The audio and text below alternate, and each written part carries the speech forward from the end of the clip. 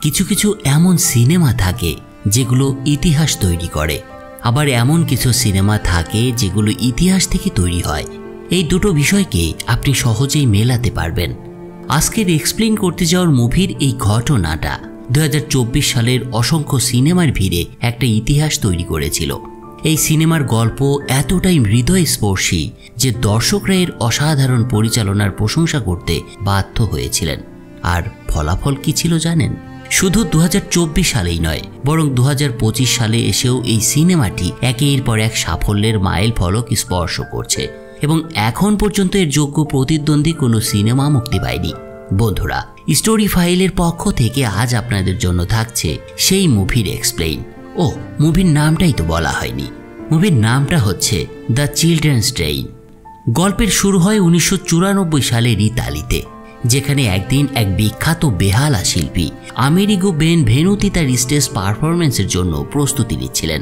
ঠিক তখনই তিনি একটা ফোন কল পান, যেখানে তিনি জানতে পারেন তার মা মারা গিয়েছেন। এই খবর শুনে আমেরিগো যেন মানসিকভাবে ভেঙে পড়েন। পারফরমেন্সের চিন্তা বাদ দিয়ে তিনি চুপচাপ একটা চেয়ারে গিয়ে বসেন এবং তার মায়ের সম্পর্কে ভাবতে থাকেন। তিনি এ সময় তার সেক্রেটারি তাকে শোটা বাতিল করার জন্য অনুমতি প্রার্থনা করে, কিন্তু আমেরিগোর হঠাৎ মনে হয় এই কঠিন মুহূর্তেও শো থেকে তার সরে যাওয়া উচিত হবে না। এরপর তিনি স্টেজের পারফর্ম করতে শুরু করেন।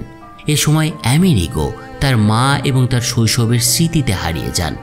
আমেরিগোর সাথে সাথে আমরাও স্মৃতির প্রবাহে ফিরে যাই দ্বিতীয় বিশ্বযুদ্ধের সময়কার নেপলস শহরে। এই নেপলসেই আমেরিগো তার মা অ্যান্টোনিয়ার সঙ্গে থাকত। সেই সময় পুরো বিশ্বে হিটলারের ত্রাস ছড়িয়ে পড়েছিল, এটা আমাদের সবারই জানা, এবং তার প্রভাব এই নেপলসে এসেও পড়েছিল। শহরে প্রায় প্রতিদিনই বোমা বিস্ফোরিত হতো। একদিন এমনই এক ভয়াবহ মুহূর্ত আসে নেপলসের মানুষের জীবনে। বোমা ফাটার মধ্যেই চারিদিকে মানুষ প্রাণ বাঁচানোর জন্য ছুটতে থাকে, কিন্তু অ্যান্টোনিয়া অন্যদের মতো না পালিয়ে তার ছোট্ট ছেলে আমেরিগোকে খুঁজতে ব্যস্ত হয়ে পড়ে। এদিকে ছোট্ট আমেরিগো এই পুরো পরিস্থিতিটাকে সাধারণ একটা খেলার মতো দেখছিল, তাই সে লুকিয়ে তার মাকে দেখছিল এবং হাসছিল। কিন্তু ঠিক তখনই তার কাছাকাছি একটা বোমা বিস্ফোরিত হয়। ধোঁয়ায় চারপাশ অন্ধকার হয়ে যায় এবং ভয় পেয়ে আমেরিগো দ্রুত দৌড়ে এসে তার মায়ের বুকে ঝাঁপিয়ে পড়ে। সন্তানকে নিরাপদে দেখে অ্যান্টোনিয়ার চোখে পানি চলে আসে। সে আমেরিগোকে শক্ত করে জড়িয়ে ধরে। এরপর তারা দুজন তাদের বাড়িতে ফিরে আসে। এর পরের গল্প এগিয়ে যায় 1946 সালের দিকে। যদিও দ্বিতীয় বিশ্বযুদ্ধ ইতিমধ্যে শেষ হয়ে গিয়েছিল, কিন্তু যুদ্ধের ক্ষত এখনও গভীরভাবে বিরাজ করছিল সর্বত্র। যুদ্ধ নেপলস শহরকেও একেবারে ধ্বংসস্তূপে পরিণত করেছিল এবং মানুষের মধ্যে প্রচণ্ড দারিদ্র্য এবং ক্ষুধার সংকট তৈরি হয়েছিল। অ্যান্টোনিয়া এতটাই গরিব ছিলেন যে তার কাছে দুবেলা খাবারের সংস্থানও ছিল না। এই অবস্থায় আমেরিগোকে বড় করা তার জন্য চরম কঠিন একটা কাজ হয়ে দাঁড়ায়। তাই একদিন তিনি আমেরিগোকে নিয়ে কমিউনিস্ট পার্টির অফিসে যান। এখানে অনেক মায়েরা ভিড় করেছিল, যারাও তার মতো এসেছিল নিজের সন্তানদের সঙ্গে নিয়ে। এই মায়েদের এখানে আসার মূল কারণ ছিল এই পার্টি গরিব শিশুদের কিছুদিনের জন্য উত্তর ইতালির ধনী পরিবারগুলোর কাছে পাঠাতো, যাতে তারা ভালো জীবনযাপনের সুযোগ পায় এবং নতুন কিছু শিখতে পারে। অ্যান্টোনিয়া অনেক কষ্টে এই সিদ্ধান্তটা নিয়েছিলেন, কিন্তু শহরের কিছু মহিলার মধ্যে একটা গুজবও ছড়িয়ে পড়েছিল যে এই শিশুদের ট্রেনে তুলে নিয়ে যাওয়া হবে এবং সেখানে তাদের হাত পা কেটে সাইবেরিয়ায় বিক্রি করে দেওয়া হবে। ছোট্ট আমেরিগো এসব কথা শুনেছিল সেদিন, তাই স্বাভাবিকভাবেই সে ভয় পেয়ে যায়। যদিও তার মা পুরোপুরি তার এই সিদ্ধান্তের উপরে বিশ্বাস রেখেছিলেন, তবে এর মধ্যে কিছু না এসে তাকে এই সিদ্ধান্তটা না নেওয়ার অনুরোধ করে এবং বলে শিশুরা ঈশ্বরের আশীর্বাদ, তাদের বিক্রি করা মহাপাপ। কিন্তু অ্যান্টোনিয়া তাদের ফাঁদে পা দেননি। তিনি মনে মনে ভাবেন, যখন তিনি তার ছোট ছেলেকে হারিয়েছিলেন তখনই তথাকথিত ধর্মীয় ব্যক্তিরা কোথায় ছিল। তখনকার নেপলসে ফেরো নামে একজন ব্যক্তি ছিল, যে শিশুদের স্বাধীনতার গুরুত্ব শেখাতো এবং মাঝে মাঝে কিছু অর্থও দিত তাদের। সে অ্যান্টোনিয়ার ঘনিষ্ঠ ছিল এবং আমেরিগো বুঝতে পারত যে তার মা এবং ফেরোর মধ্যে একটা সম্পর্ক রয়েছে। এই কারণে আমেরিগো তাকে একেবারেই পছন্দ করত না।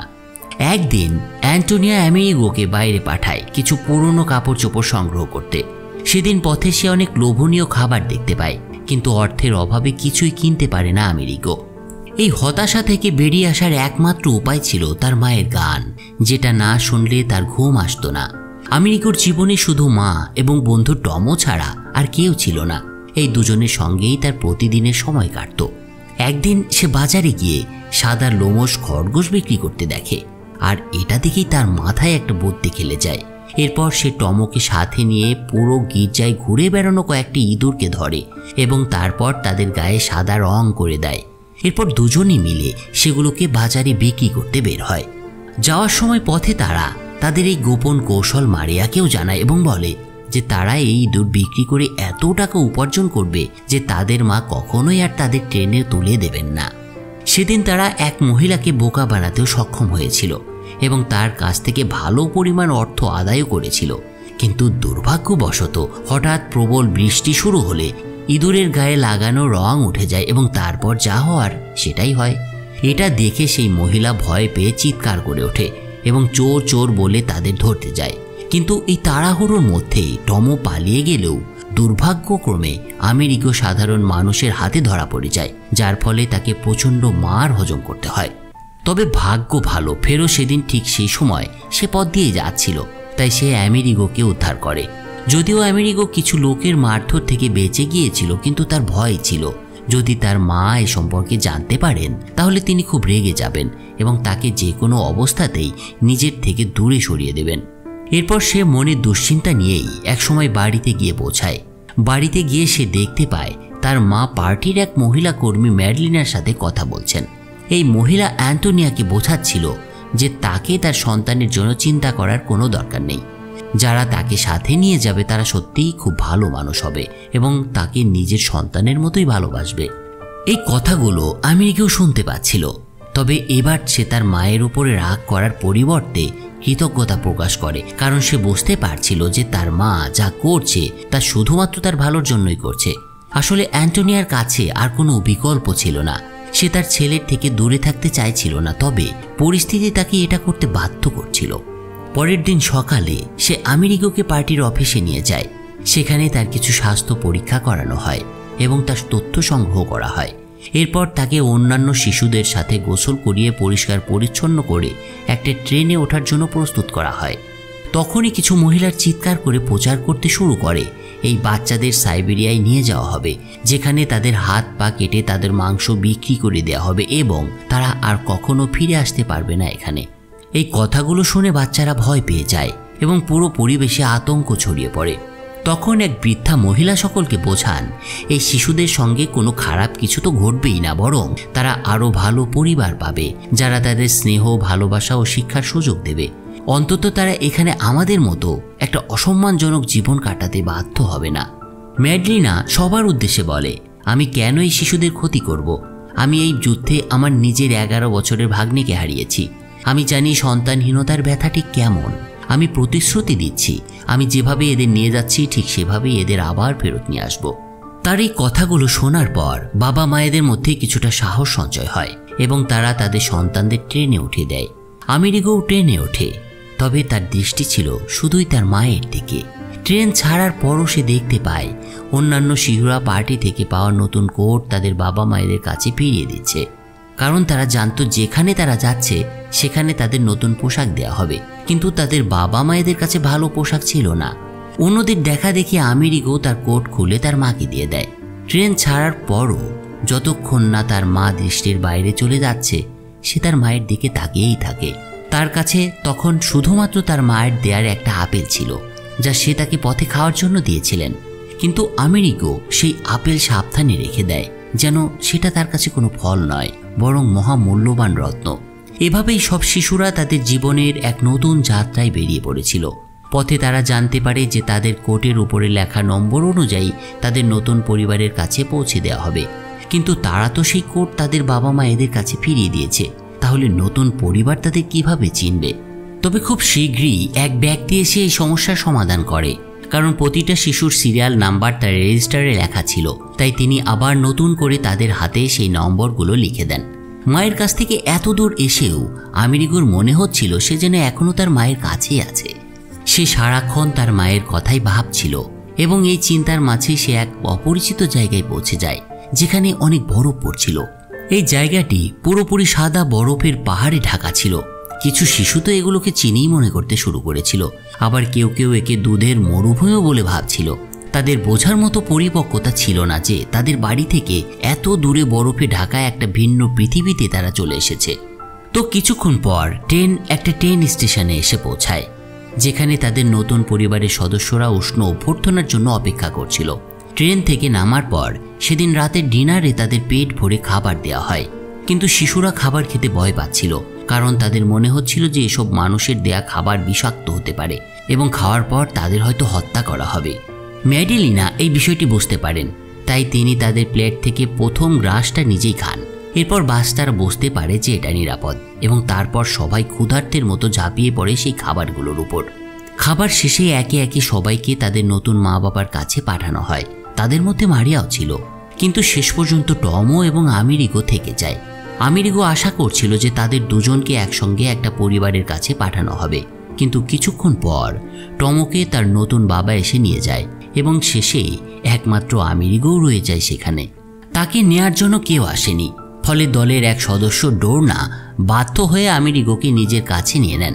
ডোরনা সাধারণত একাই থাকতেন, তাই তিনি জানতেন না কিভাবে একটা শিশুকে বড় করতে হয়।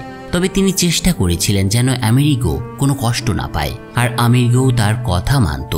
ডোরনা তার সাধ্যমতো আমেরিগোর যত্ন নিচ্ছিলেন, কিন্তু তারপরেও তাদের মধ্যে সেই আত্মীয়তার সম্পর্ক ঠিক তৈরি হচ্ছিল না। অন্যদিকে আমেরিগো মায়ের প্রভাব প্রবলভাবে তার মধ্যে অনুভূত হচ্ছিল। এই নতুন জগৎ তার জন্য একেবারে উপযুক্ত ছিল না, তাই তার মন ভালো করতে একদিন ডোরনা তাকে তার ভাই অ্যালসাইডের বাড়িতে নিয়ে যায়। সেখানে সবাই তাকে উষ্ণভাবে গ্রহণ করে, শুধু তার ছোট ভাগ্নে লুসিও ছাড়া, কারণ আমেরিগো যে জামাটি পরে এসেছিল সেটা একসময় লুসিওর ছিল, আর এটা দেখেই লুসিও প্রচণ্ড রেগে গিয়েছিল। এদিকে আমেরিগো লুসিওর বড় ভাই রিয়ার সঙ্গে থাকত এবং তার কাজে সাহায্য করত। এর মাধ্যমে সে নতুন নতুন জিনিস শিখতে শুরু করেছিল। তবে এত কিছুর পরেও তার একাকিত্ব দূর হচ্ছিল না, এবং আশ্চর্যের বিষয় হচ্ছে সে সেই আপেলটিও এখন পর্যন্ত খায়নি, পরম যত্নে রেখে দিয়েছিল তার কাছে। যে আপেল তার মা তাকে দিয়েছিলেন এখনও সেটা তার কাছে ছিল। এখানেই আমেরিগো রিয়ার থেকে জানতে পারে ডার্নার প্রেমিকের ব্যাপারে, যাকে সে অনেক ভালোবাসত, কিন্তু এক জার্মান সৈন্য তাকে একদিন মেরে ফেলে। তখন থেকেই ডার্নার জীবন একদম নিঃসঙ্গ হয়ে যায়। যা হোক, এভাবেই কাটতে থাকে আমেরিগোর জীবন। এর মধ্যে একদিন কিছু মহিলা তাকে ওভেনের কাছে ডেকে রুটি বানানো শেখায়, কিন্তু আমেরিগো ভয় পেয়ে গিয়েছিল যে তারা হয়তো তাকে ওভেনে পুড়িয়ে মারবে, তাই সে দৌড়ে পালিয়ে যায়। তবে ডার্না তার এই অবস্থা দেখে তাকে বোঝানোর চেষ্টা করে, এমন কিছুই হবে না, ভয় পেও না তুমি। এরপর সে আমেরিগোকে সামনের মাঠ দেখিয়ে বলে, যখন এগুলো আবার একদম সবুজ হয়ে উঠবে তখনই তোমার এখান থেকে যাওয়ার সময় হবে, তখন সব বাচ্চারাই তাদের মায়ের কাছে ফিরে যাবে। এছাড়া যখন ডার্না জানতে পারে যে আমেরিগো স্কুলে যায় না, তখন সে তাকে স্কুলে ভর্তি করিয়ে দেয় এবং অনেকটা জোর করেই তাকে স্কুলে পাঠায়। লুসিও এবং আমেরিগোর মধ্যে সম্পর্ক খুব একটা ভালো ছিল না, কিন্তু যখন কিছু ছেলে আমেরিগোর সঙ্গে খারাপ ব্যবহার করে একদিন, তখন লুসিও তাকে রক্ষা করে। এতে বোঝা যায় যদিও লুসিয়া অনেকটা রূঢ় স্বভাবের ছিল, তবে তার মন পুরোপুরি খারাপ ছিল না। এভাবে ধীরে ধীরে আমেরিগোর জীবন স্বাভাবিক হতে থাকে। তবে ডার্নার ভালোবাসা কিন্তু সে পায়নি তখনও। কিন্তু একদিন যখন আমেরিগো ডার্নাকে জানায় যে স্কুলে তাকে অনেকটা ডার্টি বয় বলে ডাকা হয়, তখন ডার্না তার জন্য গরম পানির ব্যবস্থা করে তাকে গোসল করতে বলে। কিন্তু আমেরিগো তখনও ঠান্ডায় কাঁপছিল। কিন্তু গোসল করার পর আমেরিগো ঠান্ডায় কাঁপতে শুরু করে, তাই সে সোজা গিয়ে ডার্নাকে জড়িয়ে ধরে। একদম সেইভাবে সে তাকে জড়িয়ে ধরেছিল যেভাবে আমেরিগো তার মাকে জড়িয়ে ধরত। সেই মুহূর্তেই ডার্নার মধ্যে হঠাৎ মাতৃস্নেহ জেগে ওঠে এবং সে আমেরিগোকে একা মায়ের মতো ভালোবাসতে শুরু করে। আমেরিগো মাঝে মাঝেই ডার্নার ভাই অ্যালসাইডের কাছে যেত, যিনি পেশায় ছিলেন একজন কাঠের কারিগর, কিন্তু সঙ্গীতের প্রতি তার ছিল গভীর ভালোবাসা। তিনি চাইতেন তার ছেলেরা সঙ্গীত শিখুক, কিন্তু কারও তাতে আগ্রহ ছিল না। কিন্তু আমেরিগো সঙ্গীত ভালোবাসত, তাই অ্যালসাইড তাকে বেহালা বাজানো শেখাতে শুরু করে। কিন্তু লুসিও এতে খুশি ছিল না, কারণ সে সঙ্গীতকে ঘৃণা করত। এর অল্প কয়েকদিনের মধ্যেই আমেরিগো কঠোর অনুশীলনের মাধ্যমে ভালোভাবে বেহালা বাজাতে শিখে যায়। একদিন এক মহিলা এসে আমেরিগোকে দারিদ্র্যের জন্য মজা নিতেও শুরু করে এবং বলে, তুমি নিশ্চয়ই বড় হয়ে বাদ্যযন্ত্র মেরামতের দোকান খুলবে, তাই না? কিন্তু উত্তরে আমেরিগো বলেছিল, আমি কোনো মেরামতকারী নই, আমি এই দেশের সবচেয়ে বড় বেহালা বাদক হব। তার এই কথায় সেই মহিলার মুখটা বন্ধ হয়ে যায়। এদিকে আমেরিগোর একাগ্রতায় অ্যালসাইড আমেরিগোর চোখে তার ভবিষ্যৎ দেখতে পাচ্ছিলেন। সে নিশ্চিত ছিল আমেরিগো একদিন জীবনে বড় কিছু করবে, তাই তাকে প্রতিদিন অনুশীলন চালিয়ে যেতে বলে। এর কিছুদিন পর আমেরিগোর ক্লাসে রোজা নামের একটা মেয়ে আসে, যে আমেরিগোর মতোই নেপলস থেকে এসেছিল। সে এসে লুসিওর পাশে বসে, আর লুসিও প্রথম দেখাতেই তার প্রেমে পড়ে যায়। রোজা ছিল শান্ত স্বভাবের মেয়ে, সে এখানে থাকতেই চাইতো না। সে মনে করত এই জীবন তাকে দয়া করে দেয়া হয়েছে এবং সে এমন জীবন চায় না। তার কথাগুলো আমেরিগোকেও প্রভাবিত করে এবং সেও ভাবতে শুরু করে যে তার বর্তমান জীবনও হয়তো দয়ার দান। তার এই মনোভাব ডার্নাও বুঝতে পারে, তাই সে তাকে বোঝায় যে এটা কোনো দয়ার দান নয়, বরং সে সত্যি তার মা হতে চায়। এরপর আমেরিগো এই চিন্তা মাথা থেকে সরিয়ে দেয় এবং খুশি মনে নতুন পরিবারের অংশ হয়ে যায়। কিছুদিন পর আমেরিগোর জন্মদিন ছিল, তাই সবাই মিলে তার জন্মদিন মহা ধুমধাম করে উদযাপন করে। অ্যালসাইড উপহার হিসেবে তাকে নিজের হাতে বানানো একটা বেহালা উপহার দেয়, যার উপরে আমেরিগোর নাম খোদাই করা ছিল। এটা দেখে আমেরিগো খুশিতে আত্মহারা হয়ে যায় এবং অ্যালসাইডকে জড়িয়ে ধরে। এরপর ডার্না তাকে তার মা অ্যান্টোনিনের চিঠি আমেরিগোর হাতে তুলে দেয়। চিঠিটা নিয়ে আমেরিগো একা পড়ার জন্য জঙ্গলের দিকে চলে যায়। পরে সে চিঠির প্রতিটি কথা ডার্নাকে পড়ে শোনায়। এদিকে আমেরিগো প্রতিদিন বেহালায় অনুশীলন করতে শুরু করেছিল, যা দেখে অ্যালসাইড খুব খুশি হতো। অন্যদিকে ডার্না পার্টির কাজে ব্যস্ত হয়ে পড়ে। সে তার সহকর্মীদের পুরুষদের সমান অধিকার পাওয়ার জন্য লড়াই করতে বলে। সে তাদের মনে করিয়ে দেয় বিশ্বযুদ্ধের সময় যখন সব পুরুষরা যুদ্ধে চলে গিয়েছিল, তখন নারীরাই তাদের জায়গায় কাজ করে পরিবারের যত্ন নিয়েছিল। তাই তাদের পার্টির আসন্ন সভায় এই বিষয়টিকে তুলতে হবে। অবশেষে পার্টির সভার দিন আসে, যেখানে আমেরিগোর পুরনো বন্ধুদের সঙ্গে তার দেখা হয়। সে তাদের সঙ্গে খেলায় ব্যস্ত ছিল, কিন্তু হঠাৎ তার চোখ পড়ে ডার্নার দিকে, যাকে পার্টির এক উচ্চ পদস্থ কর্মকর্তা সবার সামনে চড় মেরে বসে। এর কারণটা ছিল ডার্না নারীদের অধিকারের পক্ষে কথা বলেছিল। এই বিষয়টা দেখে আমেরিগোর খুব খারাপ লাগে এবং ভীষণ রেগে যায় সে। সেদিন রাতে সে ডার্নাকে বলে, যদি আমার মা অ্যান্টোইনের এখানে থাকতো তাহলে আজ ওই লোকের হাড় গোড় এক করে দিত। আপনাকে নিজের জন্য লড়াই করতে শিখতে হবে। তাদের এই কথাবার্তার মধ্যেই হঠাৎ তারা জানতে পারে যে রোজা নিখোঁজ হয়ে গেছে, তাই সবাই তাকে খুঁজতে বের হয়। লুসিও ভীত হয়ে আমেরিগোর কাছে আসে এবং স্বীকার করে সে রোজাকে বলেছিল, তুমি যদি রেল লাইন ধরে হাঁটতে থাকো তাহলে নিজের বাড়ি ফিরে যেতে পারবে। তাই লুসিওর ভয় হচ্ছিল যে রোজা হয়তো সে কাজটাই করেছে এবং বন্য প্রাণীর শিকারে পরিণত হয়েছে। তার এই কথা শুনে আমেরিগো নিজের হাতে লণ্ঠন নিয়ে লুসিকে সঙ্গে করে বেরিয়ে পড়ে রোজাকে খুঁজতে। কিছুক্ষণ পর তারা রোজাকে খুঁজে পায়, কিন্তু রোজা তাদের সাথে ফিরে যেতে রাজি ছিল না, কারণ সে সেখানে একটা মৃতদেহ খুঁজে পেয়েছিল। মৃতদেহটা ছিল এক সৈনিকের কঙ্কাল। তবে আমেরিগো তাদের বলে এটা একটা পশুর মৃতদেহ, যাতে তারা ভয় না পায়। এরপর সে রোজাকে বাড়িতে ফিরিয়ে নিয়ে আসে।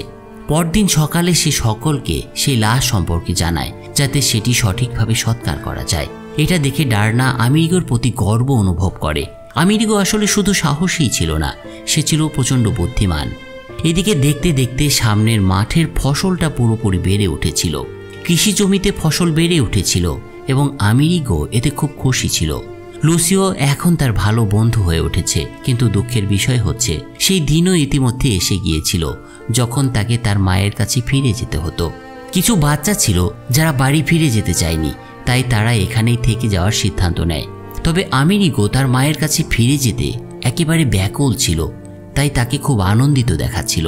কিন্তু ডার্না তার আদরের ছেলেকে বিদায় জানানোর সাহস পাচ্ছিল না। যদিও সে জানতো একদিন না একদিন আমেরিগো ফিরে যাবেই, তবু সে নিজেকে সামলাতে পারছিল না। যেদিন ট্রেনটা ছাড়বে সেদিন ট্রেনের কাছে পৌঁছানোর পর আমেরিগোর মনে হতে লাগে যেন সে ডার্নার থেকে দূরে থাকতে পারবে না, কিন্তু তারপরও তাকে নেপলসে ফিরে আসতেই হবে। তো বাড়ি ফেরার পর সে আশা করেছিল তার মা হয়তো তাকে অনেক ভালোবাসবে, অনেক খুশি হবে তাকে এতদিন পরে দেখে। তাই সে তার মা অ্যান্টোনিয়াকে ডার্নার দেয়া বেহালাটা দেখায়। কিন্তু অ্যান্টোনেট চায়নি যে সে সঙ্গীতের প্রতি কোনো আগ্রহ রাখুক। তাই তার মা আমেরিগোকে জানিয়ে দেয় যে পরের দিন থেকে তাকে পাশের মুদি দোকানে হিসেব নিকেশ শেখার কাজে যেতে হবে। এসব বেহালা বাজানো টাজানো তার দ্বারা হবে না, এবং একবার সে এই কাজে দক্ষ হয়ে উঠলে সে অনেক টাকা পাবে। মায়ের এই সিদ্ধান্তটা আমেরিগোর মতের সম্পূর্ণ বিপক্ষে ছিল, কিন্তু তার মায়ের কাছে এটা করা ছাড়া আর কোনো উপায় ছিল না, যাতে সে ভালো উপার্জন করতে পারে এবং সংসারে সাহায্য করতে পারে। তার মা মূলত এটাই চাইছিলেন। তার মায়ের এমন আচরণে রাগান্বিত হয়ে আমেরিগো শেষ পর্যন্ত ঘর ছেড়ে চলে যেতে চায়, কিন্তু পাশের এক বৃদ্ধা তাকে বোঝান যে এখন সে বড় হয়ে গিয়েছে এবং তার মায়ের যত্ন নেওয়া তার দায়িত্ব। তিনি তাকে বলেন যে তার মা কখনো ভালোবাসা পায়নি, তাই সে জানে না কিভাবে ভালোবাসা দিতে হয়। আমেরিকো এসব কথা শুনে বুঝতে পারছিল এবং নিজের পুরনো জীবনকে আবার গ্রহণ করার চেষ্টা করছিল। সে অন্য সব বাচ্চাদের মা বাবারা তাদের খাবার টাকা পাঠাচ্ছিল, কিন্তু কয়েক মাস পার হয়ে গেলেও আমেরিকোর কাছে ডার্নার কোনো চিঠি আসেনি। সে প্রতিদিন তার মা অ্যান্টোনেটকে জিজ্ঞাসা করত, আমার জন্য কি কোনো চিঠি এসেছে? কিন্তু অ্যান্টোনেট শুধু তার কাজের দিকেই নজর দিত, তার ছেলের কথার কোনো উত্তর দিত না। এতে কাজের চাপে আমেরিকো সঙ্গীতের জন্য একটু সময় বের করতে পারছিল না। তাই একদিন সে নিজেই কমিউনিস্ট পার্টির অফিসে ম্যাডলির কাছে যায়। ম্যাডলি তাকে জিজ্ঞাসা করে, তুমি এতদিন কোথায় ছিলে? আমি তোমার মাকে কতবার বলেছি যে এখানে তোমার চিঠিগুলো পড়ে আছে, কিন্তু সে বারবার কথাটা এড়িয়ে যেত। সে আমেরিকোকে জানায় যে ডার্না কেবল চিঠিই নয়, তোমার জন্য খাবার দাবার সহ বেশ কিছু বাক্সও পাঠিয়েছিল, কিন্তু সেগুলো এখানে পড়ে পড়ে নষ্ট হচ্ছিল বলে আমি দরিদ্র শিশুদের মধ্যে দান করে দিয়েছি। এই কথাগুলো শুনে আমেরিকোর পায়ের নিচের মাটি সরে যায়। সে বিশ্বাসই করতে পারছিল না তার মা তার সাথে এমনটা করতে পারে। সেদিন সন্ধ্যায় সে তার মা অ্যান্টোনেটের কাছে এর কারণটা জানতে চায়, কিন্তু তিনি কোনো উত্তর দিতে পারেন না। এরপর আমেরিকো জানতে পারে যে তার মা তার বেহালিটি বিক্রি করে দিয়েছে। আর এই ঘটনাটি আমেরিকোর মধ্যে তার মায়ের প্রতি তীব্র ঘৃণা তৈরি করে এবং সে পরের দিন সকালে কাউকে কিছু না বলে ট্রেনে উঠে বসে। কন্ডাক্টরের চোখ ফাঁকি দিয়ে সে চিঠিতে লেখা ঠিকানা খুঁজতে থাকে এবং অবশেষে ডার্নার কাছে পৌঁছে যায়। সে ডার্না তাকে দেখে নিজের বুকে জড়িয়ে ধরে এবং এরপর আমেরিকো আর কখনোই অ্যান্টোনেটের কাছে ফিরে যায়নি। এর পরের গল্পটা বর্তমান সময়ে ফিরে আসে। আমেরিকো জানতে পারে তার মা মারা গিয়েছেন, তাই শো শেষ হওয়ার পর সে আবার নেপলসে ফিরে আসে। কিন্তু এবার তার মা তাকে দেখার জন্য জীবিত ছিলেন না। সে ঘরের প্রতিটি কোণা খুঁজে দেখে এবং সেখানে একসময় সে সেই পুরনো বেহালাটা খুঁজে পায়, যেটা তার মা বিক্রি করে দিয়েছিল। বেহালার সঙ্গে থাকা একটা রসিদ দেখে আমেরিকো বুঝতে পারে তার মা এই বেহালাটা বিক্রি করেননি সেদিন, বরং বন্ধক রেখেছিলেন সংসার চালানোর জন্য। এরপর একে একে টাকা জমিয়ে তিনি অবশেষে এটা মুক্ত করেছিলেন। সেই রসিদ স্পষ্টভাবে দেখিয়ে দিচ্ছিল যে একজন মা তার সন্তানের প্রতি কতটা ভালোবাসা রাখেন। সেখানে আমেরিকো তার মায়ের লেখা একটা চিঠিও খুঁজে পায়, যেখানে তার মা তাকে লিখেছিল, তুমি যখন বাড়ি থেকে পালিয়ে গেলে আমি ডোর্নাকে ফোন করেছিলাম।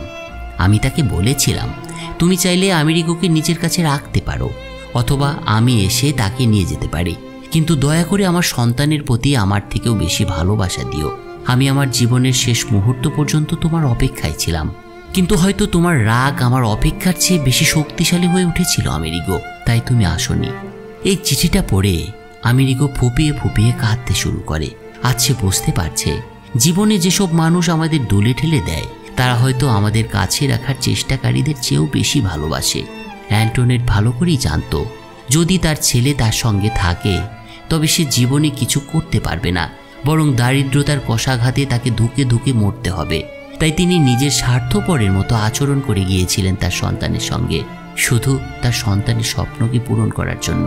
আসলে মারা তো এমনই হয়, প্রত্যেকটা মাই নিজের জীবন বিসর্জন দেয় তার সন্তানদের জন্য।